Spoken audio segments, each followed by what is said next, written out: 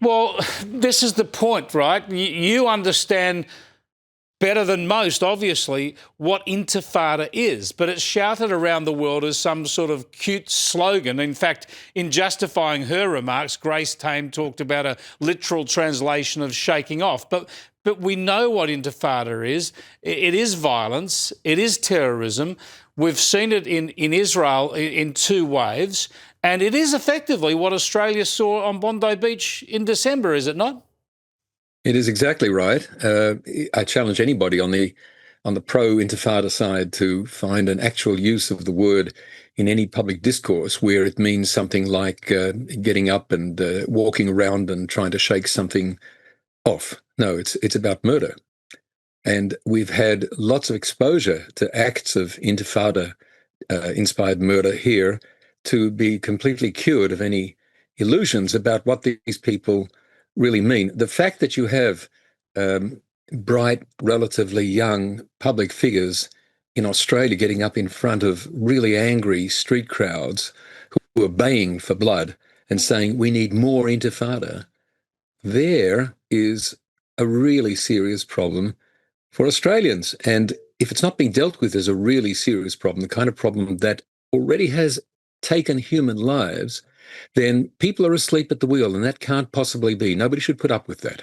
Well, no one should put up with that. There are malicious forces at play here, and there are also, to give some protesters the benefit of the doubt, there must be ignorance there.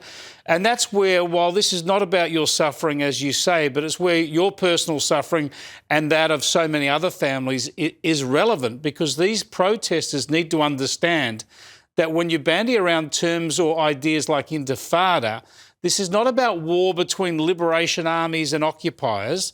This is about innocent lives being taken, young women and children.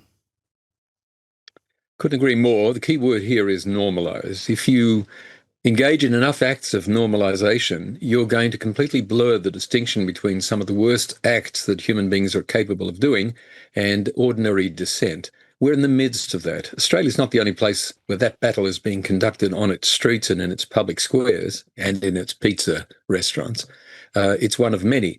But that doesn't give Australia any easy way out. And there are hard decisions that need to be made. I haven't lived in Australia now for 38 years. I still consider myself Australian and love everything about the Australianness of my family.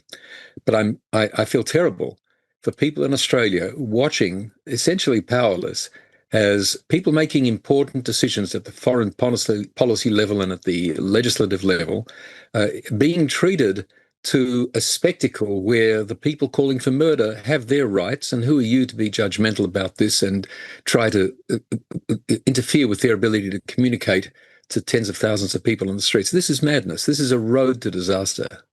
It is. What would you say to Grace Tame if you could sit across the room from her and look her in the eye and understand that she believes she's an activist for the freedom of the Palestinian people? What would you say to her about making that call publicly?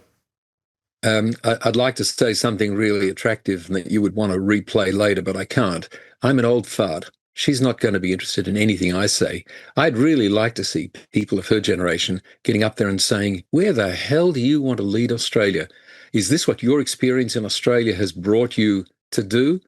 And now I step back from that kind of stupid comment that I've just made and say, there are lots of Grace Tames in Australia right now. They're on streets and outside synagogues and making trouble because they're all in the provocation mode right now. Those provocations aren't about getting people irritated. They're about getting people dead.